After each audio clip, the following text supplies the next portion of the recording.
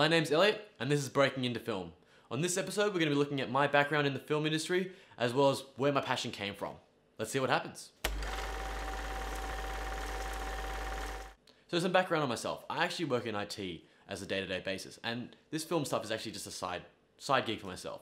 I've done some paid work, but a lot of it's been free, and I really only have enough gear to do very basic stuff and do this sort of show here. It's a lot of relying on other people that I know which have a lot better gear or a lot more skills in the industry that I can learn and grow off. So really what the question is for this episode is, where does this all start from? Where did I start doing this film stuff? Well, when I was about 10 years old, my dad had this old handy cam camera. It was quite big, which recorded to mini DV tapes, which I still have up on the shelf. And I was doing stop motion because when it came down, it was a lot easier to do it by myself, and I did it at night in my own bedroom. So an early meme that was around was a show called, on YouTube at least, was The Clay World, which was this really silly 2 or 3 minute sketches which were stop motion claymation. So I actually started to try to recreate those. As well as I wrote my own script for a show called The Cafe, which was a Lego stop motion as well. I did the voices, I did the story, I kind of just had fun with it. That's where my passion really started. And then it kind of stopped. We sold the camera, so I couldn't do it anymore, and I was too young to buy my own. So then about 6 or 7 years ago, I decided, you know what? I want to do this a bit more, kind of real, and make it a bit more of a passion for myself. So I went out and bought the 70D, which I'm still using today. The day it came out, I rushed over to JB and bought one. And it was just, that's what I started with. And the lens I bought is the same lens I have today as well. So basically, for the last 2 or 3 years, I've had the same gear, rocking it basically every day. But I didn't use it every day. So when I first got the camera, I went to cosplay events like Supernova and took photos and did a bit of video stuff. But it after a few events, I just stopped. And that's where it sat for a couple of years until about the start of end of 2016, start of 2017. I picked it back up and was like, screw it. I really want to make this something, a real big passion for myself. So me and my partner, Ebony, we were starting to we started dating, and she was like, let's go and let's do this. So we did a lot of really interesting things around Canberra. Now that's where I'm from. I currently live in Canberra, and a lot of people think that it's quite a boring place because it's quite a small capital city. And I was like, no, I have to prove them wrong. I have to show them that Canberra's an exciting place. We started going to things like Enlighten, the Colour Run Festival, and the Nara Gardens Festival, which is held every year as well. We just really wanted to show these really cool, fun events that happen around Canberra. And so that's where I started my company, Copper Fox Digital. Actually, technically it's a business, but that's another episode altogether.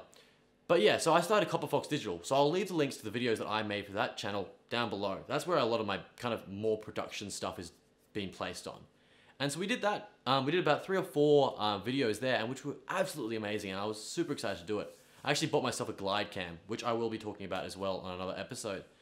And we had a lot of fun, but it trailed off again. So for the second time with this amazing passion I have, it just kind of stopped. Until about August of 2017. It is 2018 now. So I talked to a mate called Justin. Now he was doing his own thing with Tim the Yowie Man. Now if you haven't seen his stuff, we'll be leaving a link down below as well to it all. But I've started working with him on Tim the Yowie Man, the series. Now Justin had already started this and already done 2 episodes. And he got me on for the last episode, which was the Haunted Homestead of Burnham. Now, it's an amazing episode. It was really great fun to watch and work on with a crew of about 10 people. But also, along with that, Justin gave me the opportunity to work on 2 minisodes with Tim the Yowie Man, which was the Trout Snorkeler, as well as Tim's hat. Now, again, all these things will be down in the description below. But it was really kind of the start to this whole series, and this whole me really jumping into my passion again for really the 3rd time.